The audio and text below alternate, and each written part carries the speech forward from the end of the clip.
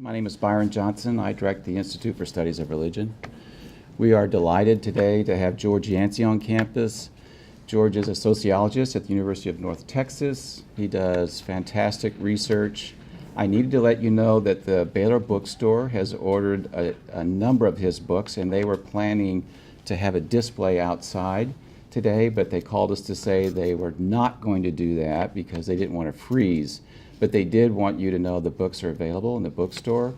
So you can drop by there if you would. He has written a number of fantastic books, and they're in your brochure. Take a look at those because his work is really contemporary, it's relevant, and that's the reason why we have him here to give a talk today on investigating political intolerance at conservative Protestant colleges and universities. Join me in welcoming George Yancey.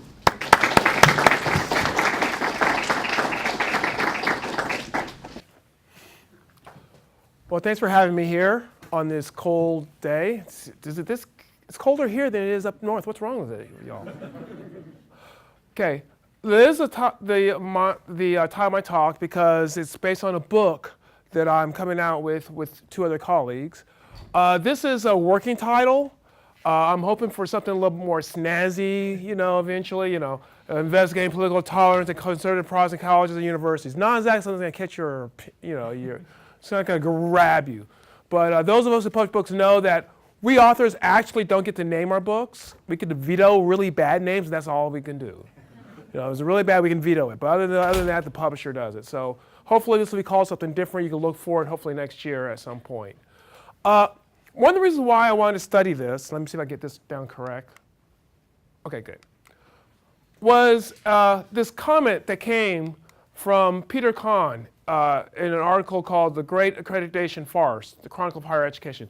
I don't know if you all have heard of this particular comment before, but this is in keeping with his argument. By awarding accreditation to religious colleges, the process confers legitimacy on institutions that systematically undermine the most fundamental purpose of higher education. Skeptical and unfettered inquiry is a hallmark of American teaching and research.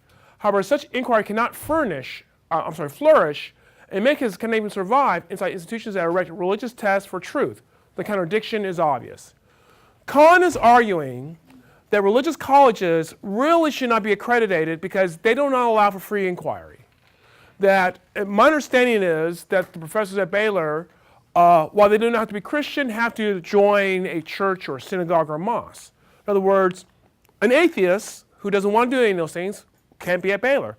What he's arguing is that colleges like that, because they don't allow freedom of religious thought, should not be accredited, should not be given the respect of colleges that allow us to go wherever we want to think. So that's his argument. Well, having done some research, some of it I'll show you all later on today, I begin to question this. Are colleges, not just religious colleges, but all colleges, truly areas of free thought? And if this is the case, that religious colleges, that they limit what we can think because they have religious tests, do they also do that on another dimension? And that is the political dimension. Now, most of you all are probably kind of aware that, at least in the United States, religious identity is correlated with political identity. So is it the case, perhaps, that these religious colleges, not only do they force people religiously, but maybe they get rid of, all sorts of progressive ideas, and they're these cubicles of conservative political thought. So I wanted to look at this. So this is kind of the direction that I want to go. First, because it's academic stuff, so we have to have a background. We can't just jump into the data. I know you're eager to see all these numbers, but first we have to at least talk about where we're coming from. So let's look at a little history of Christian schools. You may or may not know that when we look at early college universities, that they were not what we think of today as the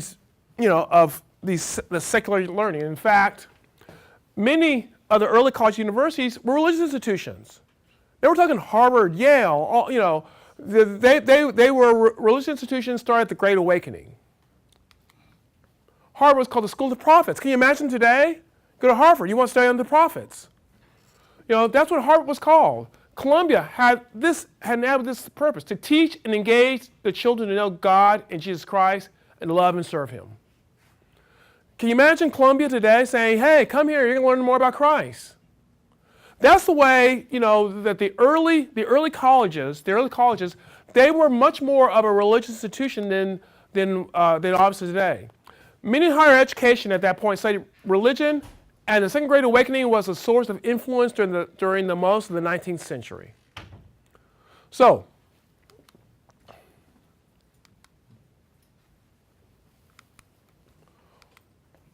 there's a shift in the late 1800s. And part of the shift is because as federal sources change, funding sources change from Christian communities, Christians supporting them, to the federal government and private donors. And so now these colleges are not relying on Christian communities in order to get their support, and thus we're beginning to see change. There's a cultural change, more of an emphasis on naturalism, science, naturalist science, relativism. Darwinism becomes big, and that becomes a driving force. So what happens is, in the 20th century, we see a rise of evangelical institutions. Many schools move from Christian to, while many schools move from Christian to secular, Bible institutions began to increase. So what we had all these colleges that were Christian colleges, they become more secularized. So now in the 20th century, as those colleges begin to become less religious, we see more and more of these Bible institutions begin to develop. And that's sort of the situation we're at today. Of the 4,700 colleges and universities, over 1,000 are religiously affiliated. Now, what do I mean by that? Some of these colleges, most of them are overwhelmingly Christian. There are a few Jewish colleges, and now there's one or two Muslim colleges that have come up aboard. Many of them are mainline Protestants. Many of them are Catholics. So there still are religious institutions. Not all religious institutions are necessarily sectarian in nature. Many of them, however you want to phrase them, the religion's name in name only. But there are some that still have a strong religious identity. And those are the ones that Kahn would argue, really should not be accredited. If you want to be religious in name only, that's fine. But if you're going to, have any sort of force behind it, if you're going to regulate who may teach there, or even what may be taught, then that's a problem. So that's sort of a little history lesson on where we've come from. Now, to really see where this argument goes eventually, Arthur Holmes writes about Christian colleges and the Christian task. And so what is Christian colleges trying to do? Now, he argues that academic freedom is essential to the academic task because they're trying to develop Christian scholars. So he's arguing that Christian colleges actually do promote academic freedom. He argues that they teach students not to compartmentalize their faith, but to seek out truth in all the fields. So he's arguing that, hey, we want academic freedom, that we want to seek out truth in all the different fields. Christian colleges are communities of faith and learning, not designed to protect or insulate students. These are encouraged to be positive influences, a force in culture rooted in Christian worldview. Now, what a person can argue is, yes, but you're rooted in a Christian worldview. And so if you're really going into this open search for the truth, it should not be rooted in it should be just, there is no worldview until you find the truth. So on the one hand, you have someone saying, no, we actually do value academic freedom, and yet being rooted in a Christian worldview gives an argument that perhaps these colleges do not allow for free inquiry. So, to look at this question, I want to compare very sectarian Christian colleges to other universities, and also I'll say we because I'm with the research team, we also want to look at elite schools. Because the argument is, obviously, that your elite schools are going to be better at doing science. That's why we call them elite. With one exception, we're going to look at R1 schools as the elite schools. And then we're going to look at Christian colleges that are part of the Council for Christian Colleges and Universities. All right, so that's going to be my comparison. Once again, there's an exception, a couple of sections I'm going to use here, and I'll explain that in a few minutes. All right, there's 180 member institutions around the world. I only focused in on the ones in the United States because I wanted that, and really there's only a few that there are in other parts of the world, but we focused on the ones that are in the United States. The mission statement of the council is to advance the cause of Christ-centered higher education and to help our institutions transform lives by faithfully relating scholarship and service to biblical truth. So they are all in on Christian worldview, biblical truth. Member institutions must meet criteria in 5 different areas: institutional type and accreditation, Christian missions, employment policy, cooperation and participation, and institutional integrity. For example, member campuses must have a public board-approved institutional mission and purpose statement that is Christ-centered and rooted in the historical Christian faith. They're committed to integrating faith with educational programs. So, let's make no mistake, the schools in this council have made a commitment to integrate faith, Christian faith, not just some amorphous faith, Christian faith, biblical faith with educational programs. They also, and this is to be a member of this, a full-time member, their full-time faculty administrators must profess Christian faith. So, they're doing exactly what Khan says you should not be doing. Exactly. So he makes his argument. My question is, okay, we know that religiously, they clearly are exclusive. But is this also true politically? Because one can argue that politics, your political viewpoint, is another area in which you should be able to have a freedom of thought. It should not directly affect your research. So the basis of this study is to look at these schools and compare them to other schools with with 2 questions. First, are they more politically diverse than other schools, or less politically diverse, or as politically diverse? So, are they skewed towards one or the other? We know from previous research that most universities are skewed towards the left. Maybe they're skewed toward the right. No one knows. No one studied them before. Second question, are they, and perhaps the most important question is, are they politically tolerant? Do they tolerate viewpoints more easily than other schools or less easily? It could be you're incredibly skewed, but you just tolerate, you also are very tolerant. So to do this, our strategy was to use 5 different data sets. My argument is that any one of these studies is not convincing, but the 5 of them allows us to do what we call triangulation, allows us to get closer and closer to the truth, and allows us to make a stronger argument. And so because we're looking at 5 different studies, I'm probably going to be a little bit brief in describing each one of them, and I'd be happy to take questions on any one of them after the talk. But the conclusions are kind of run the same way, and so it gives me a lot more confidence than if we just build one of these studies and wrote a whole article or book on it. Analysis of crowd-packed data, and I'll explain what that is in a few minutes.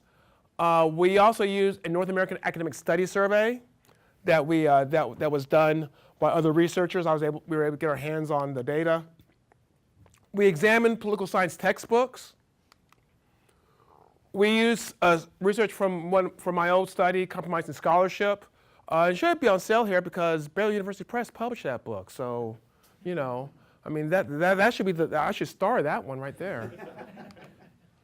And then we use FIRE, a list of speaker disinvitations. And FIRE is the foundation of, now I forgot what the acronym stands for. But they look at when speakers are disinvited from speaking on college campuses. And they have this whole listing of them.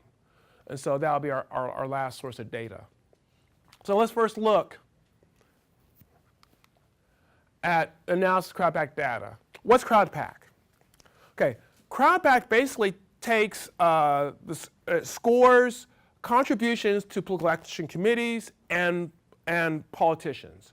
So if you ever give money to a politician or political action committee, that is public data. And I found this out because I actually have a friend who's in Congress, and one day he's running for Congress. He said, "Hey, I want some money," and he's an ex-roommate, and I thought it'd be cool to have a congressperson in there that was an ex-roomie. So I was like, yeah, sure, why not? You know, I don't. What do you say for? I don't care. Hey, ex-roomie, and he's a Republican. So now I get all the mail now. You know, I get all the mail, wanting money. You know, Cruz hit me up, Trump hit me up. You know, everyone hits me up now who's a Republican because I gave this money to my friend. So it's public knowledge. Now what they do is they score how progressive and how conservative these committees are, these politicians are, and how much money people gave to each, and they come up with this score for institutions. And they do have them for colleges and universities as well. The scores show the political atmosphere by looking at the contributions to these candidates and political action committees. So, you know, obviously a weakness of this is, you know, you may be, maybe you are very passionate politically, but you don't have any money and wouldn't show up on this. But anyways, you know, you do get a sense on how progressive or how conservative an institution, the people in it are by this information. The listing, we went to the listing, we found 8 CCCU schools and 110 R1 doctoral universities. And I'm gonna augment that in a little bit, and I'll explain that in a second. The scores, the way they did this is it ranged from -10 to +10. And -10 was very liberal, and +10 was very conservative. And that's sort of how they ranged their whole scoring, the scoring of what they did. And so we can look at these scores. Okay, so here's what we did. First, the first line is the CCCU schools, those 8 schools. And their average score was -0.65. And then we compared that to the non-CCU schools, that's everyone else. And their average score was -7.135. So clearly, the CCCU schools, well first, note one thing. The CCCU schools are not conservative. They're slightly into the negative. I mean, I'm not gonna say that they're progressive because, you know, at that low of a score, it's not telling you very much, but they're not conservative either. The non-CCU schools are way to the left. The CCU schools are just sort of in the middle. Now, we only had 8 schools, so we thought, well, you know, 8 schools, boy. So what we did was, and we only really did this, I think we only did this for just this sample. We decided to find what we consider conservative Protestant schools, but they were not in the CCU for one reason or another. And we located 6 schools, and I wrote them down because I knew I wouldn't remember them all. And yes, Baylor was one of them. And in case you're curious, the score of Baylor was -4.8. Baylor, Bob Jones, Cedarville, Liberty University, Patrick Henry, and Pepperdine. So we added those in there to create what we call conservative Protestant schools. So that gave us, just a few more. I mean, still, it's only 14, but still a few more. And that actually raised the score up to where there was conservative. And really that came from, I think, mostly 2 schools, Bob Jones and Liberty. Those scored very highly. And then when you have such a low numbers, then you can raise your average quite easily. The sociologists in there, they can explain all this standard deviation, average, modes of whatever. And you can see that, I thought by throwing in those scores, maybe we get a little bit closer, but actually it's further apart. And you can see the score difference there. And then we looked at the R1 schools. Hey, R1 schools, Kahn argues being politically open, and so that's why I want to compare the R1 schools. Well, they may be politically open, but they are more skewed than the non-R1 doctoral schools. They're more to the left, and it is significant than the other R1 doctoral universities. So basically then, what we do know, our first bit of information about conservative Protestant schools is that they're not far to the left, but they're not far to the right either. They're kind of in the middle. There's kind of perhaps a chance for more diversity of political thought there because they're not all the way to the left as you see here. Now, but like I said, the weakness of this is only people who give money. What about people who don't give money, their attitudes anyways? Well, this is why we used this North American Academic Studies Survey. It was a survey that was collected in 1999. It asked academics a variety of social and political questions. The original survey did not code for being a member of the CCCU. I contacted Matthew, I think say his name, Wosser, or I forget exactly how you say his name. I contacted him, and he agreed to code the CC. I gave him the list of CCU schools, and he wanted to code it himself. That way, he would keep it anonymous. I perfectly respected that, and he coded it, and that's how I got a list of CCU academics who served on CCU schools. That was only 2.6% of the sample. It had administrators as well. We're going to concentrate on just the professors. It actually asked students as well, and we put the results of the students in the book as well. They created 2 indexes, which was kind of interesting. There's the general, there's a lot of political issues in there. They created a social political index and an economic political index. Social political index had dealt with social issues. They had 3 questions in it, and I believe 2 was concerned homosexuality and 1 abortion, or the other way around.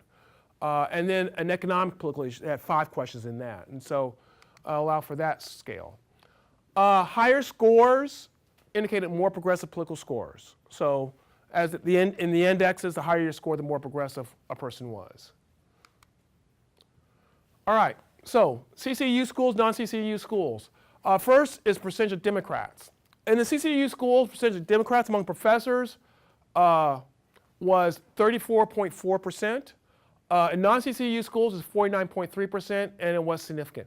I suspect that 49.3% is underestimated, because what I suspect has happened is that a lot of the non-Democrats are probably even further to the left, like Green Party and things of this nature. This is not just a guess. There's other research that suggests this as well. The social index of CCU schools, it's a range of 1 to 3, because it had 3 questions, and they were dichotomous questions. No, I'm sorry, 0 to 3. And you can see that the CCU schools is very non-progressive compared to the non-CCU schools. On the economic index, even though it's significantly different, it's much closer, but still it's less progressive than the non-CCU schools. Once again, we compared the Carnegie Research Doctoral 1, and you can see that they had a higher percentage of Democrats than non-research.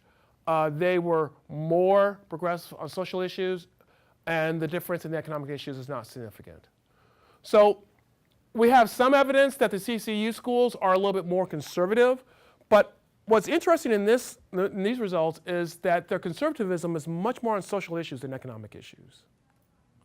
That where they're conservative, that's where the difference really lies. I know it's significantly different here, but there's significant difference, and you have to look at effect sizes, and the effect really isn't that dramatically different. When you have a 0 to 5 scale, being 2.5 does not make you Rush Limbaugh. Where they are really conservative is much more on the social issues. So as we look at the political makeup of professors at these campuses, one can argue that the CCU schools are not super conservative. They seem more in the middle. The skewness is on non-CCU schools, other universities. Now, this gets into our big question.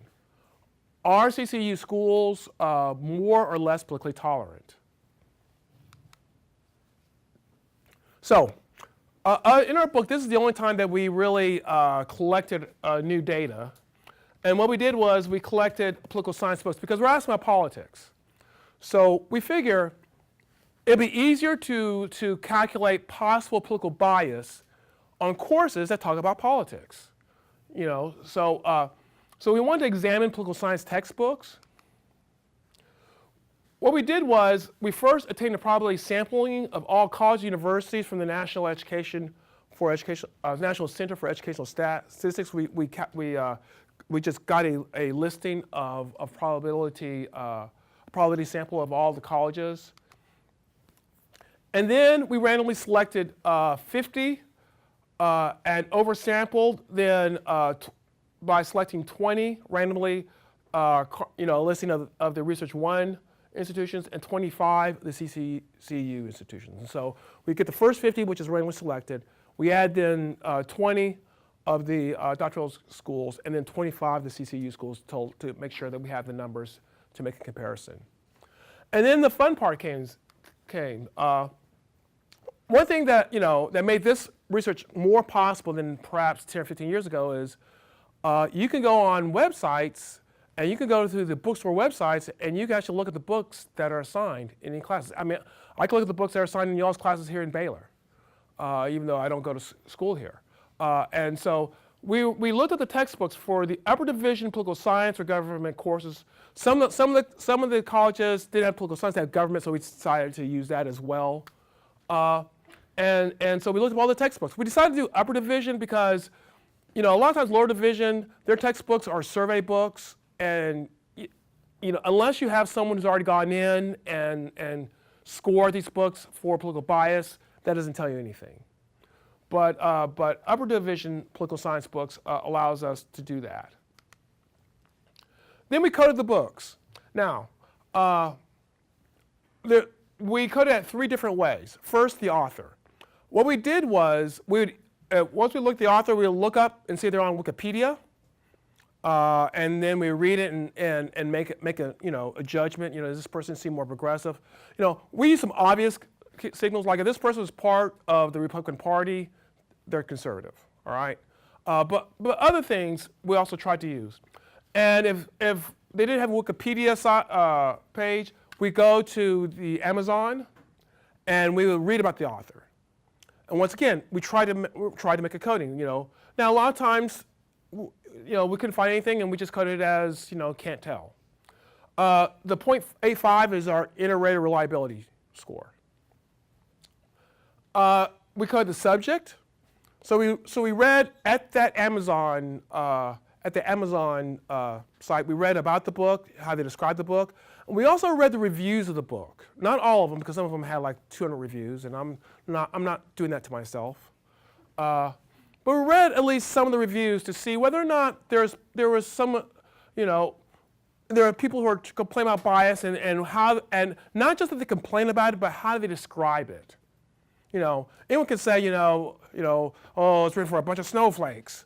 But how did they describe passages that seemed like, that were biased? And then we use that to sort of, did they treat the subject in a biased manner or not?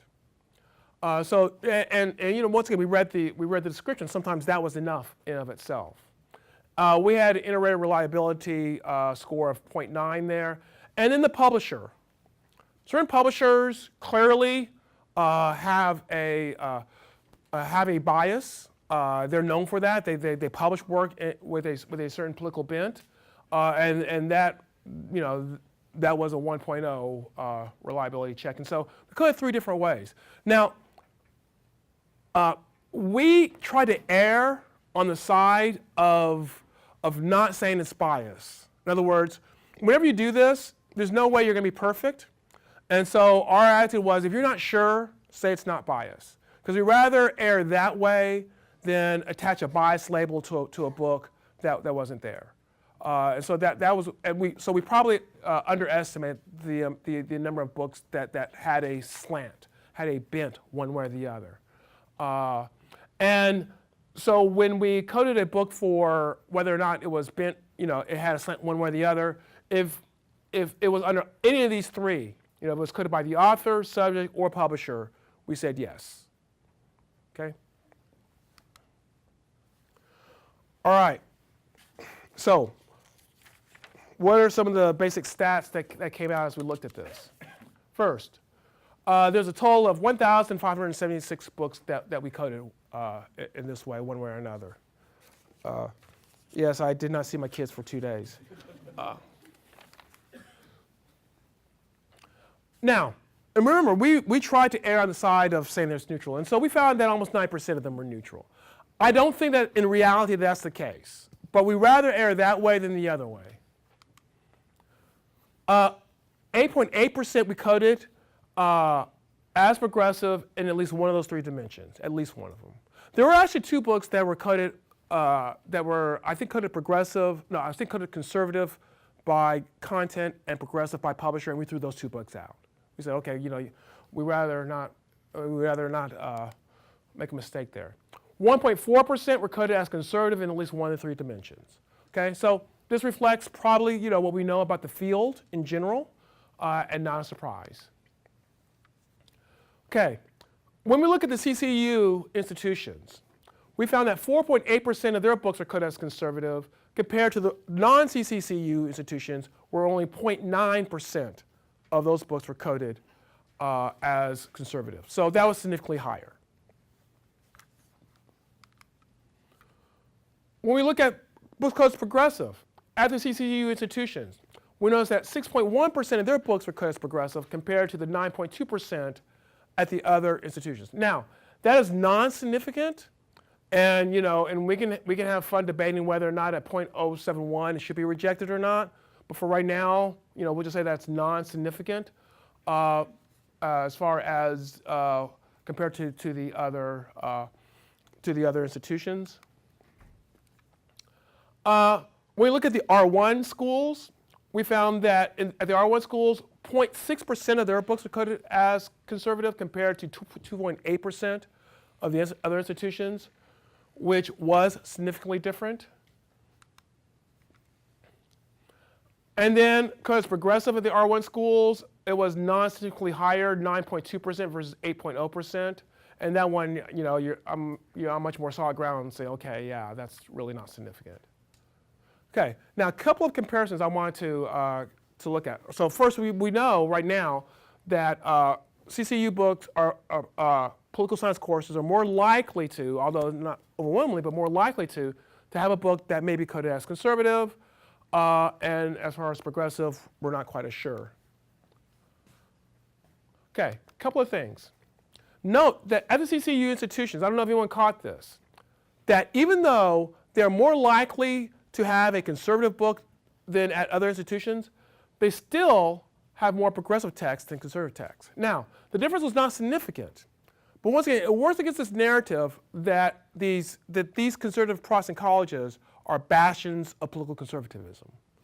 So that is something that I wanted to point out. At the R1 institutions, progressive books are significantly more likely to be assigned to conservative books. I mean, and that comes as no surprise when we look at that. 9.2% versus 0.6%. So if we're arguing, political tolerance and getting, and we wanted to look at this because we want to know what are students getting in courses.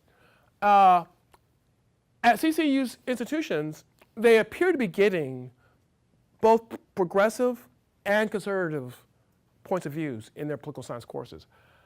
At R1 schools, it appears that, at least in political science, of course, we can only say about that, that they are getting only progressive, mostly only progressive viewpoints in their courses. Thus, one can argue that CCU's courses are more balanced as far as presenting multiple sides of an issue.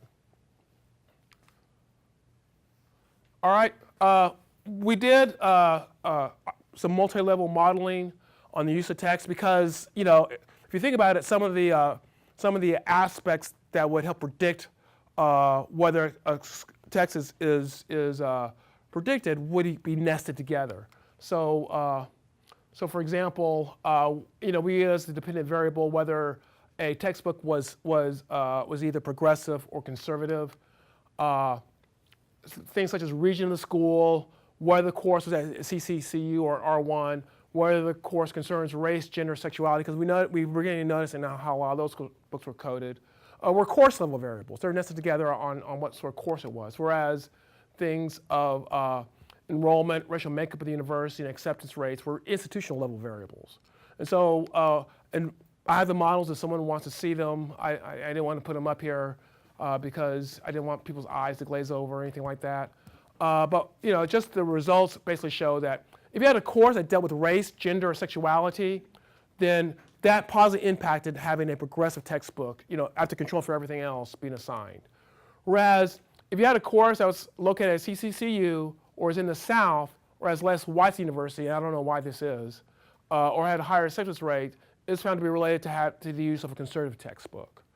So what I'm saying is that the acceptance of CCCUs to conservative textbooks holds up after you control for some basic variables that might try to explain it away. This is something CCCUs are more willing to offer a conservative textbooks than other institutions. And what's interesting is that that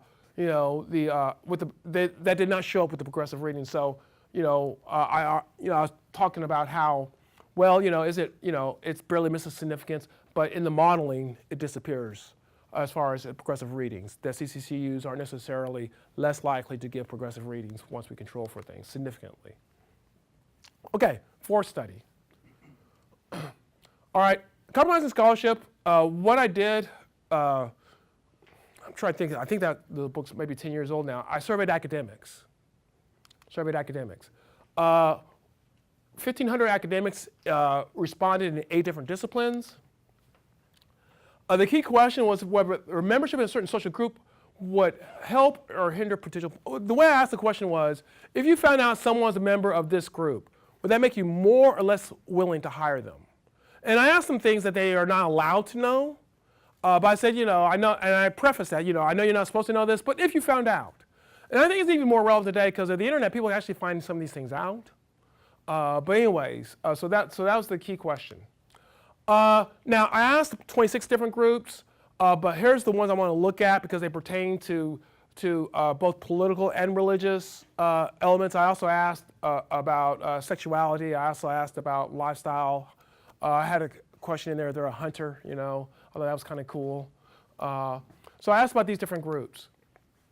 The way to interpret the scores is 1 means it greatly damages their willingness to hire you, and 7 greatly enhances. So higher scores, it's a 1 to 7 scale, 4 is in the middle. Higher scores means you're more willing to hire these people. Now, here's the drawback with this.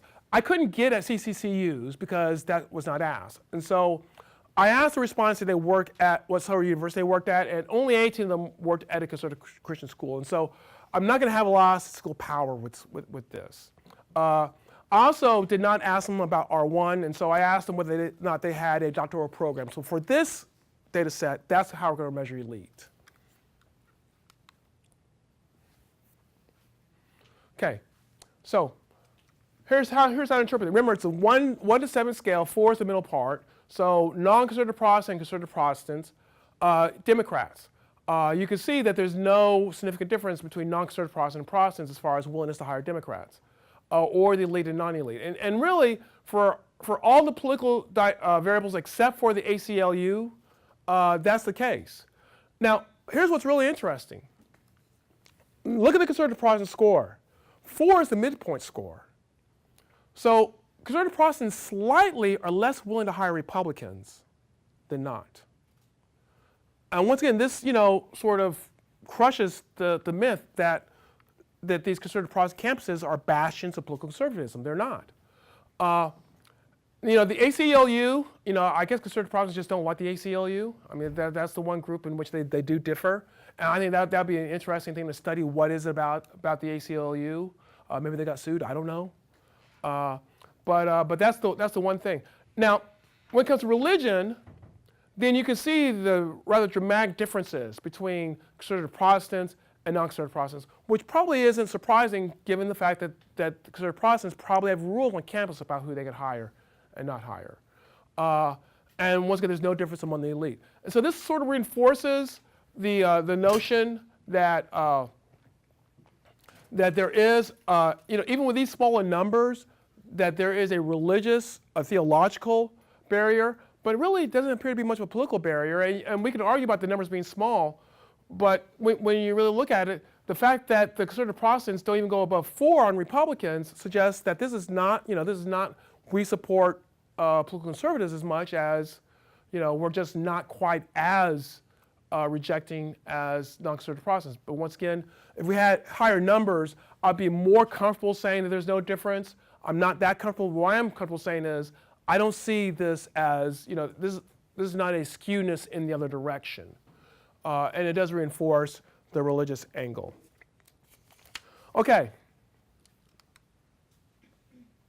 The final is the FIRE list of speakers' disinvitations. And as I was saying, FIRE is an organization that keeps a list of when a speaker has been disinvited or attempted to be disinvited. So it's not that you actually have to succeed in being disinvited.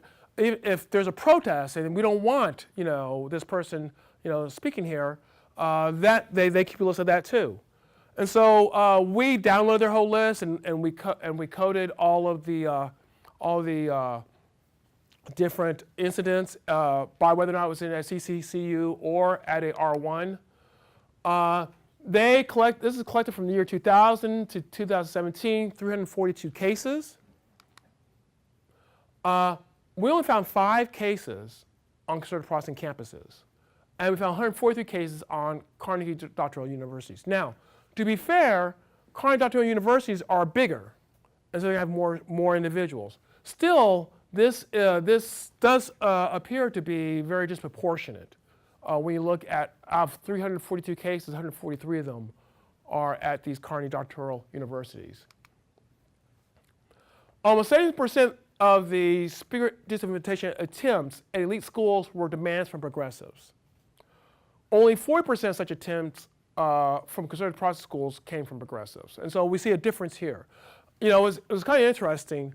40% came from conservatives, it's 5, so the numbers aren't, the one other one was against Mitt Romney. And it wasn't because he was conservative, it was because he was Mormon. So we say, that's probably more of a religious thing than a political dynamic.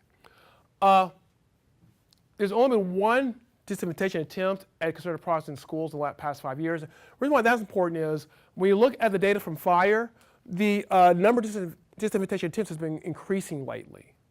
So whereas, overall it's increasing, when it comes to conservative Protestant colleges, it's either stagnant or perhaps even decreasing. We opened up our book, in fact, talking about Bernie Sanders speaking at Liberty University. I don't know if you all remember this, but Liberty University, had Ted Cruz come, and people were saying, oh, they're conservative, of course.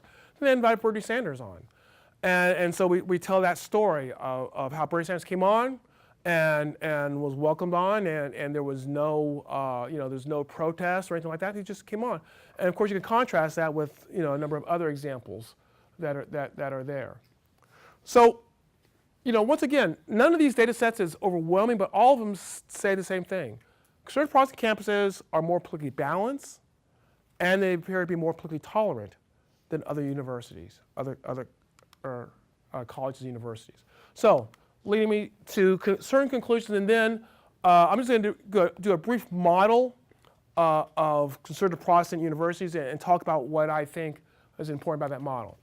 Conservative Christian schools are more politically balanced than other schools, especially more than elite schools. In fact, elite schools are less balanced. If Kant's concerned about imbalance or tolerance, he should be concerned about elite schools. Because they are more politically tolerant than other schools. Conservative Christian colleges are more politically tolerant than other schools. Now, they're less theologically tolerant. We look at the compromise and scholarship data. They're less theologically tolerant, but they're more politically tolerant. So the question is not whether or not there is intolerance on college campuses, is what sort of intolerance do you have? And if we're concerned that Christian schools say we want Christians here or we want believers here, and we're limiting people who are not believers, then should we not also ask the question to elite campuses who limit people by their political orientation? If that's truly our concern, and I think that's the argument that I think Christian colleges should make whenever these sort of challenges come. The data is accumulating out there on the political intolerance, and not just this work here. It used to be that there was no argument on the skewedness nature of academia. There was an argument on whether or not there was tolerance. More and more, the argument is going away. The evidence is pretty clear that there is a bias, academic bias against conservatives on college campuses. So, a model of Christian higher education. We argue that what Christian higher education does is it serves a constituency that normally is not served. And it's done that by adjusting itself in different ways. And so we're not arguing, obviously we're not arguing that we just need Christian higher education. We need all of it, but we also need Christian higher education to serve certain constituencies. And so there are certain elements of it. One of it is the maintenance of religious exclusivity, that this does serve a purpose for these schools. It creates an atmosphere where perhaps people who are not comfortable in other places can come here. We also argued that, contrary to what people might think, because they think of, well, if you're religious or Christian, then you're a political conservative. Well, contrary, we don't find that. We find that there's probably a non-radical, but progressive viewpoint overall. Overall, we'll look at the crowd pack data, and and when you look at the survey, we find that there's a little progressiveness, but it's not a radical sort of progressiveness, and so we think that's a better explanation. There's a lack of a pressure, we argue, towards political conformity.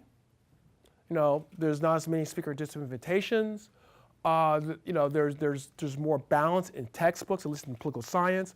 We argue that there's a lack of a pressure towards political conformity because the religious element is so important, it allows for political freedom. And this is not unusual when you look at data on, say, religious sects and cults, is that they become more tolerant in other areas because they know that they are in the minority in other ways, and that's why they're more, for example, they're more racially diverse. You can't mess around with racial issues if you're part of the Baha'is, simply because you have bigger fish to fry. And so these colleges, universities, they have bigger fish to fry than to enforce political conformity. They are more concerned about theological issues. And this leads then to acceptance of conservative point of view. Acceptance, not necessarily adaptation, but acceptance of them. It is easier to be a political conservative at a Christian Protestant school than at a non-Christian Protestant school. And the finding on social conservatism, I think, needs to be developed more. But right now, we would argue that there are locations of social conservatism. And I wonder, and we've not really dealt into this, I wonder if the conservatism that we do find here is driven more by this than economic conservatism. And just on a personal note, I've talked to a lot of professors at CCCU who are conservative on social issues, but are very progressive on racial issues or economic issues and things of this nature. And I wonder if that political conservatism pulls them a little bit away from being highly progressive. And so we think this is the model of Christian higher education, meeting a very important need. And I think this is a model that one can use to show that not only is Christian higher education valuable to the Christian, but it's valuable to their larger society, to a society that is trusting higher education less and less, unfortunately. That having these models here is important. And thus, attempts such as Kahn's to argue that we should not accreditate them is shooting off one's own foot. Because if he was successful, basically he would be saying that you only do college in one way. And that is going to cost the legitimacy when it comes to, hey, we have something to offer in higher education. Well, you all don't even want to allow people who think differently than you into it, so why should we listen to you? So I think that we can make the case for Christian higher education as being not only a contributor to Christians, but also a contributor to academia. And thus that sort of uniqueness should be preserved. Okay, that's my presentation, and I'd be happy to take questions.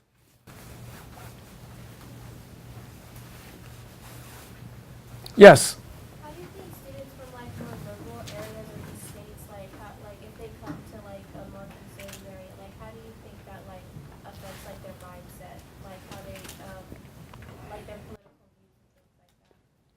That's a good question. She asked, I'll just repeat in case, how do people who come from more liberal mindset and they come to more conservative area, how that affects their mind, how it affects them?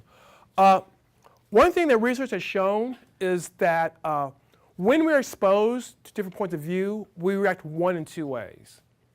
Either we become stronger in our current belief systems, or we change the belief systems in accordance to what we're reacting to. Now, when you think about that, that makes sense.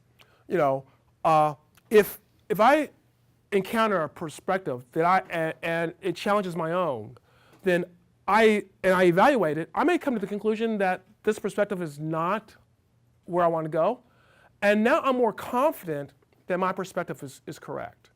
On the other hand, I may come to the conclusion this perspective gives me insight I hadn't thought about before, and I may alter the way I previously thought. And in doing so, hopefully, you know, become more clearly thinking. Now, the opposite of this is to not encounter different perspectives. And what tends to happen, the research shows this as well, is people who don't encounter different perspectives become more insecure in their own beliefs, because you don't know whether you're right or not. And I would argue that those are the individuals who tend to then want to suppress free speech, because they've not truly engaged with other individuals who have different ideas. So that's a long way of saying the answer to your question is, I would think that if you are a progressive who comes to a campus that's mostly conservative, or if you're a conservative who comes to a campus mostly progressive, and you engage with that, you will either become much stronger in your belief system, or you'll change your belief system. And I think either one is acceptable. The problem is if you're a conservative and you're around nothing but conservatives, or a progressive, you're around nothing but progressives. And that's why that 0.6% of conservative textbooks in political science courses at R1 universities should concern us. We should be concerned about that. Yeah. So I get that this is a presentation and you don't have the time to go into it with quite as much detail as you probably do in the book. But with that fire data, it could also probably be said that, you know, intolerance could produce the same result. If a conservative institution is only inviting people that it knows will have a strong conservative bias, then they're going to have fewer disinvitations. Whereas if a progressive school is inviting lots of conservatives to try to get a broader viewpoint, and then having the campus reject those, or in certain instances like Yiannopoulos or people like him, rejecting extreme conservative viewpoints while still allowing conservatives to come on campus. So did you look at that data or examine some of those schools to see if, you mentioned Bernie Sanders, but that's somewhat anecdotal. Do you see other instances of highly conservative schools inviting progressives or, you know, even extreme progressives to their institutions? Yeah, I guess it depends on how you define what extreme progressive is. You know, in the book we do have 3 case studies, and Liberty is one of them because of that. We also look at Bethel College and Wheaton, and we look at, you know, them bringing on campus. At Bethel College they have a reconciliation studies minor, and it's led by someone who brings in people who are probably pretty progressive on racial issues. And so, you know, we didn't look at this systematically, so I can't come up here and say, well, yeah, it is the case that people bring in more diversity speakers at these schools as far as these schools. So, you know, I don't know. I will say that a lot of the, you know, it's not as much the administration bringing in speakers, although sometimes that happens. What usually happens in these disinvitation attempts is an organization on campus will bring in a speaker. And then that's where a lot of this happens. And so if these CCCU schools have progressive organizations, and we know some of them do, I can't attest, you know, because we did not go and look at all those, you know, but many of them do have progressive organizations. One would assume that they too would, if they got the opportunity, to bring in speakers who would espouse progressive ideals. So I can't answer you systematically, but as far as anecdotally, we do know that progressives were invited to these campuses at least some of the time. Thank you. Yeah. Thank you for your lecture. I have a question about subdivisions within those conservative Protestant schools. I'm wondering if Kahn had a particular sort of conservative Protestant school in mind Yeah. that isn't necessarily the core of the CCCU.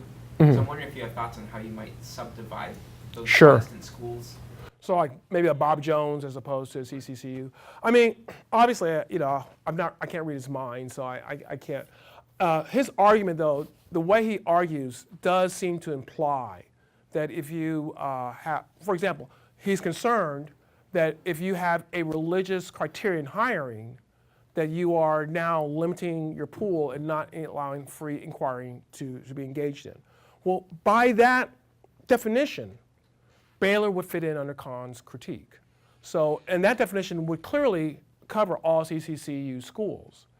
So what, what I can't get in his mind, it does seem to me that he's not just talking about the, if we want to just look at Bob Jones and Liberty and a few very fundamentalist schools, I don't think you limit it to that if you take his whole argument seriously.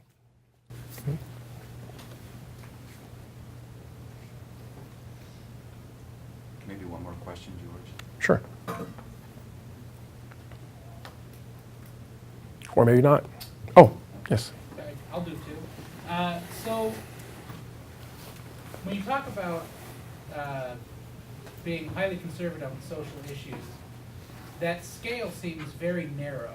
To only talk about abortion and homosexuality. Fair enough. Do you have any other research or any other similar studies that have used a broader scale, included more issues on it? Or Yeah. do you think that even strengthens your argument? Because many things that people would consider socially progressive, Right. you mentioned race, or poverty, lower income individuals, would be included under that economic progressivism, but actually could be considered social. Fair question. And this is the struggle of using secondary data sources. Is this is not the, would this have been the scale? And plus, it was done in 1999. We have to take that into consideration as well. So if I was to do this today, I definitely would use a different scale. I probably want to test to see whether or not there's some, use factor analysis to see which issues flow together, and then use that in order to distinguish, what issues I would use to create this scale. So those are the factors. So it's a very fair critique that this scale is not the best measure of social issues. On the other hand, the differences that we see clearly show that there's something there. That if you want to say it's only on these two issues that it really matters, I think that's fair. But still, those two issues, it really matters a lot between the attitudes of the people at CCCU and everyone else. And so that can't be denied. What can be argued is this the best way to get those social issues? And maybe it was in 1999, maybe it's not today, and that obviously is not what they had on their minds. But yeah, I would have to think a little bit more clearly about how I want to construct that, and probably, like I said, do some factor analysis to make sure I have something that really fits together.